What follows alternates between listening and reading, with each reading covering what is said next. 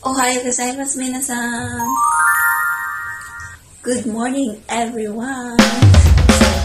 For today's video guys, ay ito na po ang pinakahihintay ng lahat.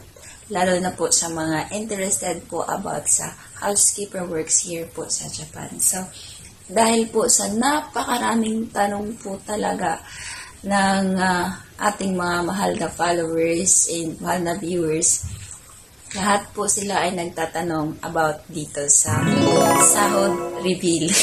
So before anything else, sa mga hindi pa po nakapag-follow sa atin, para po ma-update po kayo sa mga videos and sa mga works, ideas about po dito sa housekeeper ng Japan, please follow po sa ating page, TikTok at saka YouTube. Lalagay ko po dito yung mga links ko.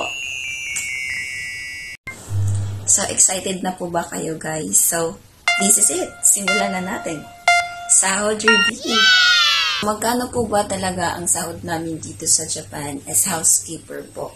So, disclaimer lang po guys, kasi ito po ay based lamang po sa aming sahod. So, iba-ibang company, iba-iba din po ang sahod. So, dito po ay sa amin lang po ito. So, sa amin guys ay monthly salary po kami.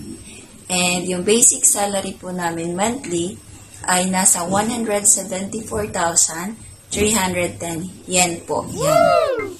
Magkano po yan sa Philippine Piso po natin? So, i-convert po natin yan, guys. So, depende po sa palitan yan, guys. So, for today's rate, ay nasa 0.37 lang po tayo. So, dahil nga, siguro alam na po ng karamihan na dito po sa Japan, ang rate po ngayon ay sobrang bagsak. So, dati 2000, way back 2017, 2020, nang nagtatrabaho ako dito, yung rate po dito na palitan ay nasa 0.45 po. E minsan nga 0.47, 48, so napakalaki po niyan. So, ang isang lapad nasa 4,700 sa Pinas. But now, syempre nakakalungkot po dahil ang rate po ngayon, ang isang lapad po ay nasa 0.37 lang. So, nasa 3,700 pesos lang po yung isang lapad namin. So, i-times po natin yan, guys. 174,310 yen. I-times po natin yan sa rate ng 0.37. So, ang total amount po niyan in Philippine Piso ay nasa 64,494. Ipalagay na lang natin 64,500 pesos po siya.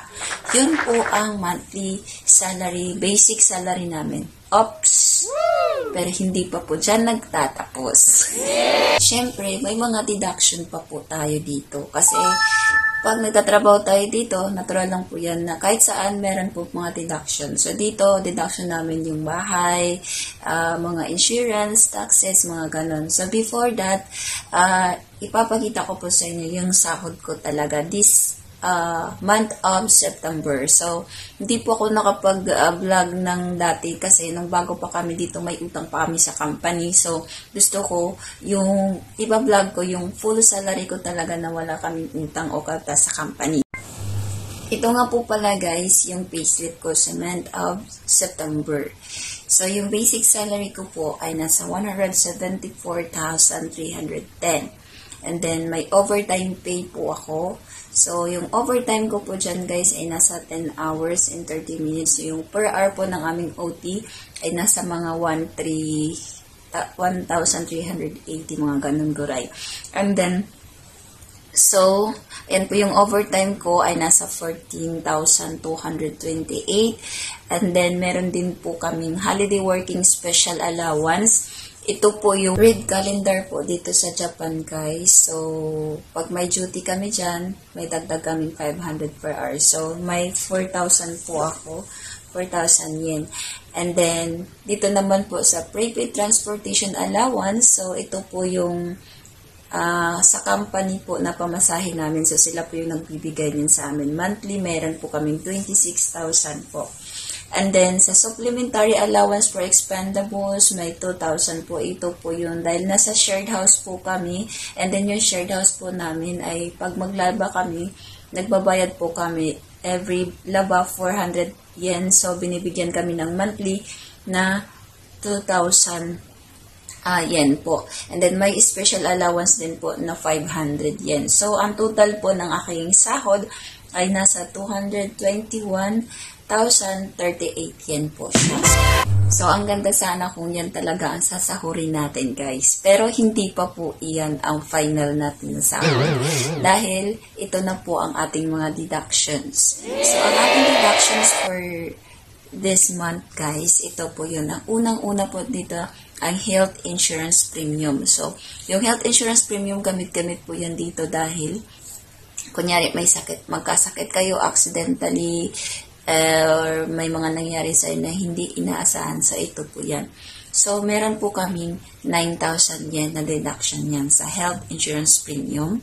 And, tapos naman po sa welfare pension or sa pension insurance dito po ng Japan, lahat ng mga Japanese, lahat ng mga tao na dito nakatira, kahit hindi Japanese, basta dito nagtatrabaho, meron pong pension. Kaya yung mayaman talaga ang Japan, charity.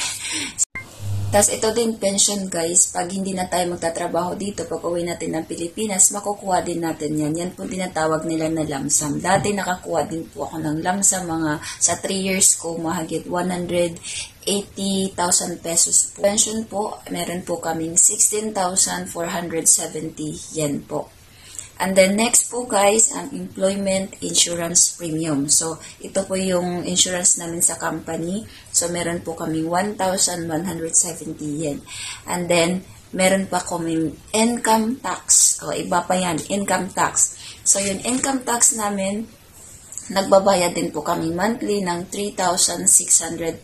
So, sa Pilipinas, pag uwi mo ng Pilipinas, pagkatapos mo ng ilang years na trabaho dito, makakuha ka din ng tax refund. So, dati nakakuha din ako ng tax refund. Nasa, din yun, 30,000 pesos din.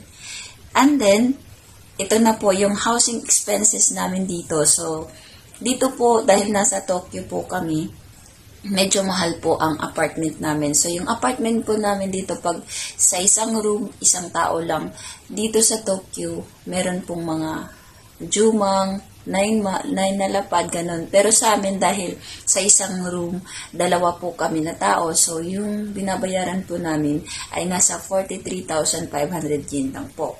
So, ang total po deduction ng ating salary, 73,760 yen po siya. So, i-minus natin po siya sa income po natin kanina ay nasa 221,038 yen minus 73,760 yen. So, ang total po, guys, ay 147,278 po. Pero, isubtract pa po natin yung binibigay ng company na 26,000 yen na expendables dahil hindi po yun atin, pamasahe po natin yan. So, i-minus po natin yung 26,000 yen. So, ang natira na lang po sa atin ay nasa 121,278. So, mga 12 na lapad yan. I-times po natin yan sa rate natin ngayon. So, ang rate po natin ngayon ay 0.37.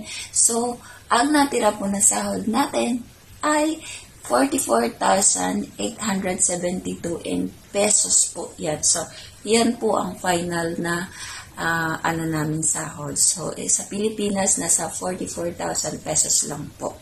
So, sana nasagot po ang mga tanong nyo. So, nasa inyo na po i-pursue yung pagpunta dito dahil nga sobrang baba po talaga ng rate ng yen. So, yan lang po ang natira namin na sahod. Pero, advice ko lang po, guys, huwag po kayang mawalan ng pag-asa. Pagtiyagaan niyo po, guys, lalo na po, hindi natin alam kung kailan tataas po ang rate ng yen. At saka po, yung 44,000 pesos po na yan sa every monthly, hindi niyo po yan makikita dyan sa Pinas. Dahil kahit ako nga po, sa self-experience ko lang po, guys, nagtatrabaho po ako dati sa Pilipinas as production worker ng 7 taon, pero never pa po ako nakakuha ng isang buwan, 44,000 pesos po. Kadalasan po, pinakamataas ko na sahod doon, siguro makukuha yung monthly na 12K, 15K, ganun. Monthly na yan. So, nasa yun na po yun, guys. So, sana po, ito na po yun, sana po may nakuha po kayong aral at saka po, na-inspired po kayo dito po sa aming sahod. Thank you so much and God bless you. Huwag niyo pong kalimutang mag-subscribe at mag-follow po sa ating page, TikTok at saka YouTube po. That's all. Thank you and God bless you all.